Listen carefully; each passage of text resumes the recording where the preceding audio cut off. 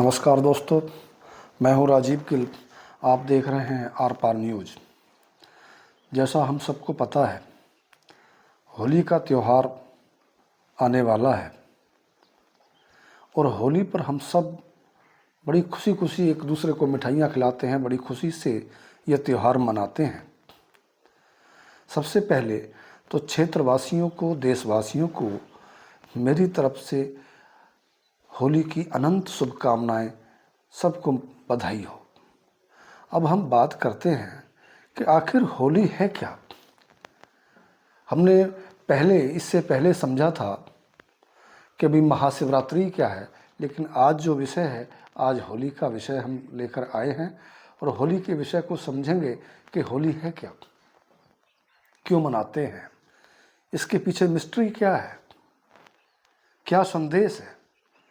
हम सब जानते हैं कि अनंत कालों से, अनंत सालों से, वर्षों से ये होली का त्यौहार हमारी हिंदू सभ्यता के अंदर मनाया जाता है।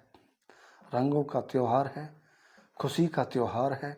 सब बड़ी बड़ी खुशी से अपने अपने तरीके से, अपनी अपनी परंपराओं से इसको मनाते हैं।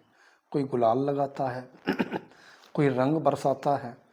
इन सारी चीज़ों का मतलब समझेंगे।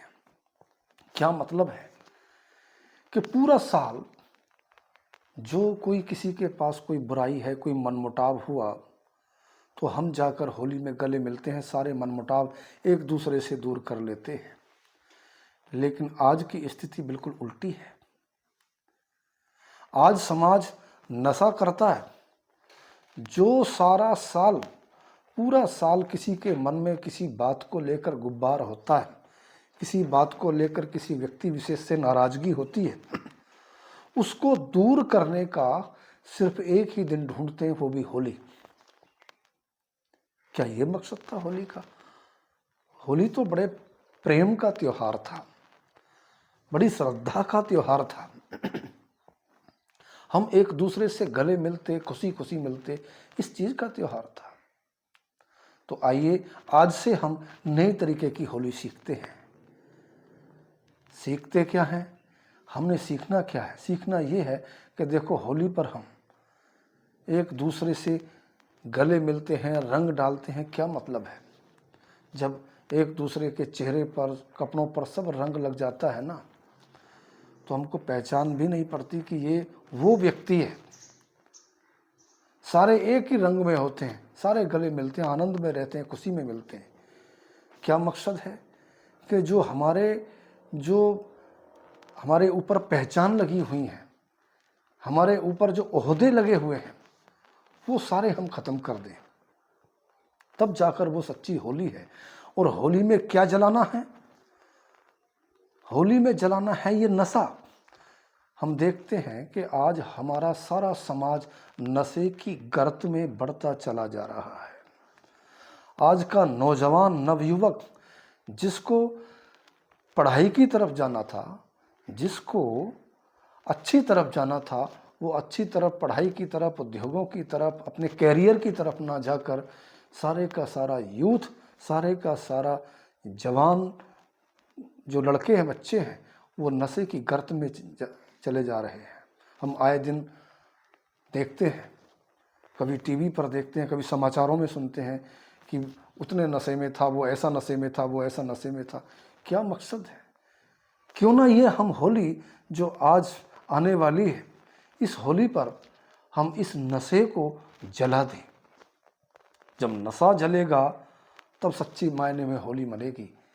तब वो सच्ची होली होगी कि इस नशे की चीज़ों को, कोई गुटखा खाता है, कोई दारू पीता है, कोई बीड़ी पीता है, कोई सिगरेट का पीता है, इस सारे के सारे नशे की चीज़ों को समाज से दूर करके इनको मिलकर हम सब उस होलिका में दहन करें, होलिका में इसको जला दें और आज के बाद ये प्रण लेवें कि हम इन चीज़ों से दूर रहेंगे। ये मकसद है। अब दूसरा मकसद समझते हैं कि देखो, ये होली के पीछे क्या कहानी बताते हैं कि पौराणिक कथा है कि हिरण्यकश्यप ने अपने बेटे को तरह तरह की यातनाओं के द्वारा प्रहलाद को मारने का प्रयत्न किया। उसको कहता था कि नहीं, मैं भगवान हूं, तू मुझको भगवान कह। और कोई भगवान नहीं है। लेकिन वो कहता था नहीं, भगवान तो कोई और है, तुम तो एक इंसान हो। क्या मकसद है? आज हर पिता, हर माँ बाप एक हिरण्यकश्यप की भूमिका निभा रहा है। हम आए दिन समाचारों में सुनते हैं, वीडियो देखते हैं कि आज के नवयुवकों पर, अपने बच्चों पर जबरदस्ती अपनी विचारधारा वो माँ बाप थोपते हैं, और विचारधारा थोपने के साथ ही उनको कोई कोटा भेजता है, कोई कहीं भेजता है, कोई कहीं से भेजता है।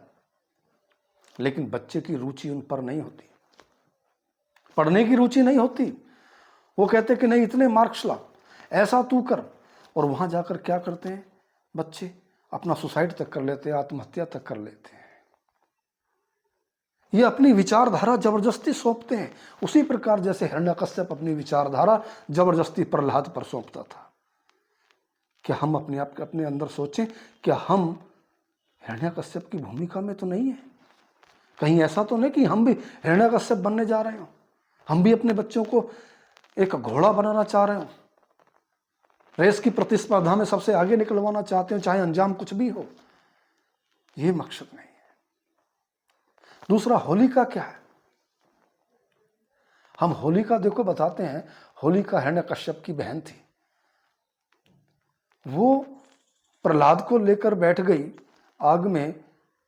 उद्देश्य क्या था कि इस प्रहलाद का नुकसान हो जाए, ये जल जाए और तू ना जले। लेकिन हुआ क्या? उल्टा, प्रहलाद बच गया और होलिका जल गई।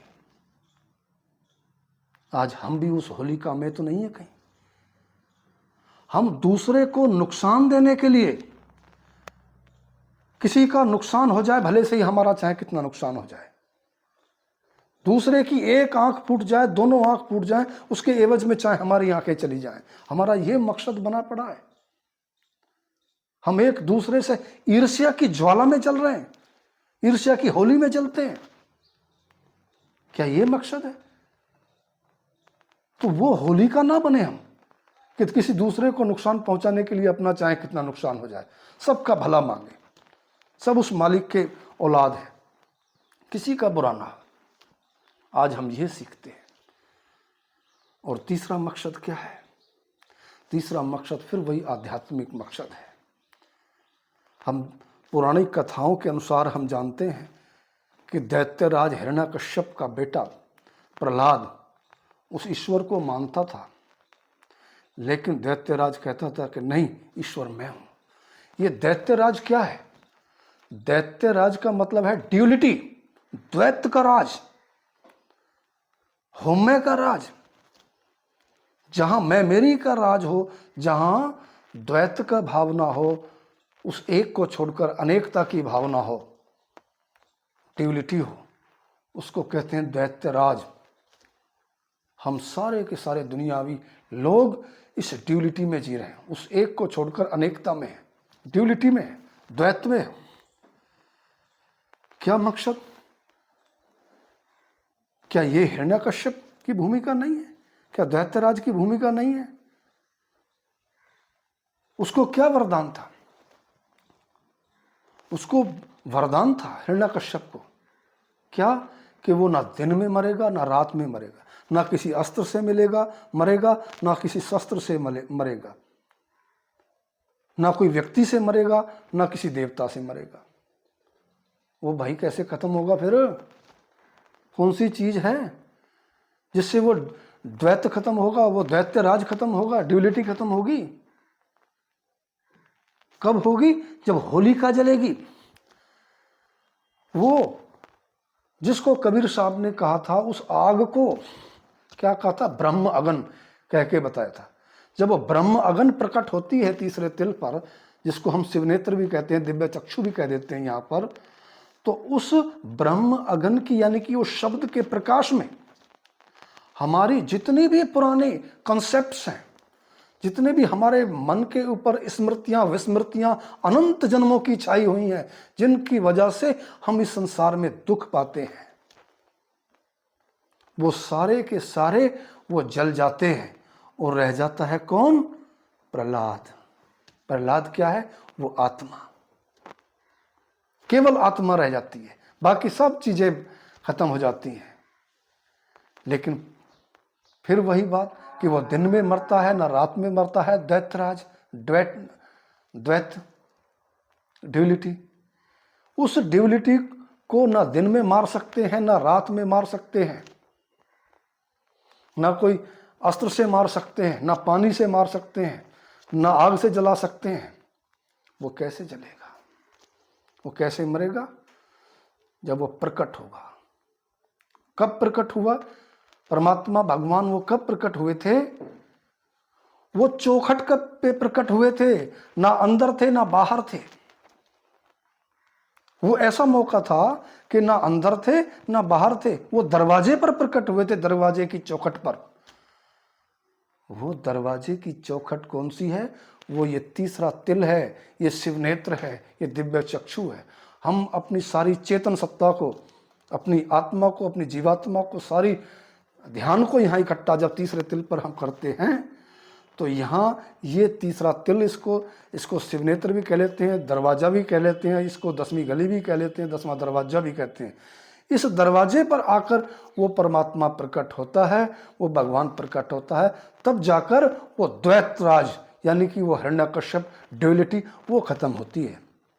तो आइए दोस्तों, आज हम बड़े हर्षोल्लास से इस होली पर हम ये सामाजिक होली और ये आध्यात्मिक होली का खेल खेलें। नमस्कार, धन्यवाद।